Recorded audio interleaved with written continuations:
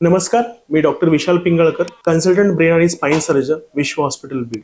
तर मागच्या व्हिडिओमध्ये मायग्रेन आणि मायग्रेन संदर्भात असलेली काही लक्षणे आणि व्हिज्युअल ओरा, लँग्वेज ओरा आणि सेन्सरी ओरा याबद्दल माहिती घेतली. मायग्रेन म्हणजे लोकांना जेव्हा डोकं दुखतं तेव्हा डोक्यात प्रचंड वेदना होतात, मळमळ, उलटी, चक्कर येणं आणि खूप चिडचिड व्हायला लागते. तर आता बघितलंय आपण धावती जीवनशैली, वाढलेला स्क्रीन टाइम, ताणतणाव आणि पुरी झोप यामुळे डोकेदुखी कॉमनली दिसून येते. तर मायग्रेन टाळण्यासाठी काय केलं पाहिजे? तर मला खूप पेशंट प्रश्न विचारतात, सर हा मायग्रेन माझा बंद होऊ शकतो का? माझ्या गोळ्या पूर्ण बंद होऊ शकतात? तर त्याचं उत्तर आहे नाही. मायग्रेन ही डोकेदुखी नियंत्रणात येऊ शकते. त्यासाठी काय उपाययोजना करायच्या? त्याच्यामध्ये जागरण न करणं, पुरेशी झोप घेणं, उपवास न टाळणं. उपवासाचा अर्थ असा आहे की वेळेवर आपला सकाळचा ब्रेकफास्ट, लंच आणि डिनर वेळेवर घेणं, त्यानंतर योग्य वेळी व्यायाम करणं, वजन कमी करणं आणि वेळोवेळी पाणी पिणं हे फार गरजेचं आहे. तसेच मोबाईल, टीव्ही, टेन्शन, स्ट्रेस जेवढं शक्य होईल तेवढं कमी करणं. आपण बघतो पेशंट मला खूपदा सांगतात की मला काही टेन्शन नाहीये सर वगैरे, पण मल्टीटास्किंग जो अप्रोच आहे ज्याच्यामध्ये एकाच वेळी मल्टिपल कामं करावे लागतं आणि त्याच्यामुळे डोकं थकून जातं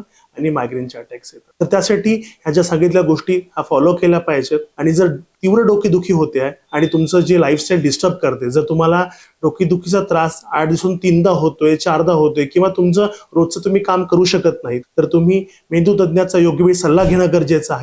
मायग्रेन हा आजार मेंदू तज्ञाच्या सल्ल्यानंतर पूर्णतः बरा होतो, बरा होण्यापेक्षा नियंत्रणात येतो असं म्हणता येईल वगैरे. त्यांचा योग्य सल्ला घ्या आणि गरज पडल्यास योग्य तपासण्या करा. तर आपल्या मायग्रेन हा आजार कॉमनली लोकांना इतका भीतीदायक असतो. मी खूप पेशंट बघितले त्याच्यामध्ये त्यांना इतकी तीव्र डोकेदुखी असते, ते म्हणतात की सर आता माझा जीव जातो काय की. ते असं लिटरली मी हे बघितले की काही लोक त्यांचं डोकं ह्या लेवलला दाबतात की त्या लोकांना डोक्यावर उभं टाकायला सांगतात, डोक्यावर पट्टी बांधणं. ह्या सगळ्या गोष्टी इव्हेंच्युअली पेशंटला बेनिफिट राहत नाही. तर मेंदू तज्ञांचा सल्ला घ्या, तपासण्या करा आणि मायग्रेन आजारापासून नियंत्रण घ्या. धन्यवाद.